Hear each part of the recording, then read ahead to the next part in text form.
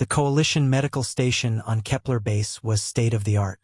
Regeneration pods lined the walls, quantum healers hummed with energy, and bioreconstruction chambers could rebuild entire organs in minutes. The Volturian medics, with their 12 fingers and perfect precision, moved between holographic displays showing molecular-level patient data. Into this temple of advanced medicine walked Corporal Alex Murphy, human combat medic, carrying a canvas bag that looked like it belonged in a museum. "What is that primitive collection?" Senior healer Zux Theta asked, her melodious voice dripping with disdain. Her species had evolved beyond physical trauma. Their bodies were living biometal that self-repaired. "First aid kit," Murphy replied simply, checking his supplies. "Bandages, tourniquets, morphine, antibiotics, suture kit, and basic surgical tools." The Volturian medics trilled with laughter. The humans bring fabric strips and needles to a battlefield where plasma weapons vaporize tissue. How quaint. Commander Threk of the Gorvan delegation, 7 feet of armored muscle, sneered. "Human, our medical drones can diagnose and treat any injury in nanoseconds. Your kit is an insult to modern warfare." Murphy just shrugged and found a corner to review tactical maps. Tomorrow, the Coalition would assault the Swarm's high fortress. Every species had contributed their best, the Volturians their healing technology, the Gorvans their strength, the Etherians their psychic abilities. Earth had sent one medic with a bag. The battle began at dawn. Within minutes, everything went wrong. The Swarm had adapted, releasing an electromagnetic pulse that fried every piece of advanced technology within miles. Healing pods went dark. Medical drones fell from the sky.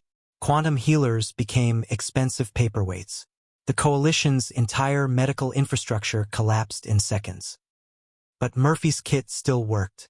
As plasma fire turned the battlefield into hell, Murphy moved through the chaos with practiced efficiency. A Gorvan warrior lay screaming, his legs severed by shrapnel. The medical drones that should have saved him were scattered in pieces. Murphy slid beside him, pulling out a simple tourniquet, rubber and fabric, invented on Earth in 1718.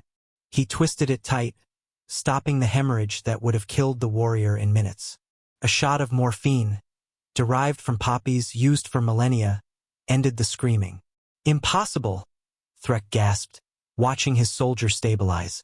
An Etherian psychic collapsed, her neural implants fried by the EMP, sending her into seizures. The Volturian medics stood helpless, their diagnostic tools dead. Murphy forced a wooden stick between her teeth, preventing her from biting off her tongue, and injected a simple anticonvulsant from his kit. The seizures stopped. Across the battlefield, Coalition forces were falling not to enemy fire but to treatable injuries. Their dependence on technology had become their weakness. But Murphy kept moving, teaching others as he went. "Pressure here stops arterial bleeding," he showed a Volturian, using nothing but direct pressure and elevation. "Pack the wound with this. It's just cotton and gauze, but it works."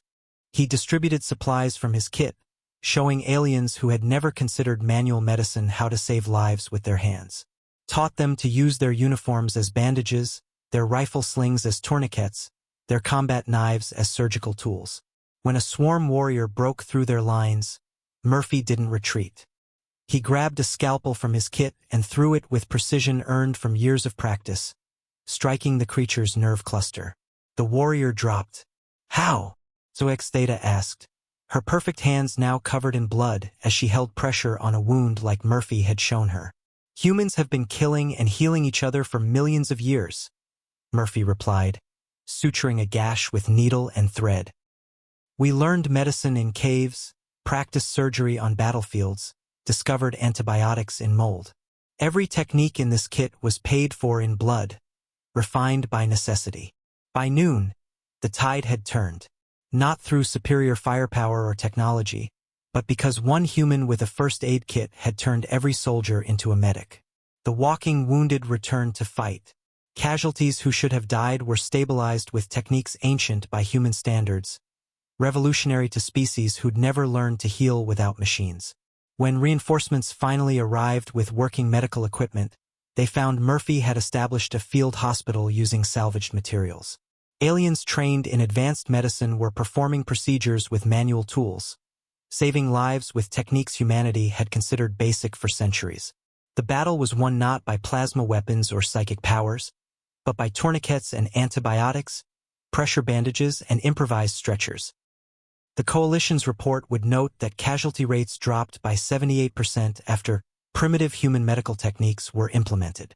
Zuex Theta approached Murphy as he repacked his kit, her biometal hands still stained with blood. "We mocked you," she said quietly, "but you saved more lives with fabric and needles than we could with all our technology." Murphy smiled tiredly. Technology fails. Batteries die. EMPs happen. But knowledge. He tapped his temple. That works everywhere, always. That's what the kit really is. 10,000 years of human stubbornness refusing to let death win.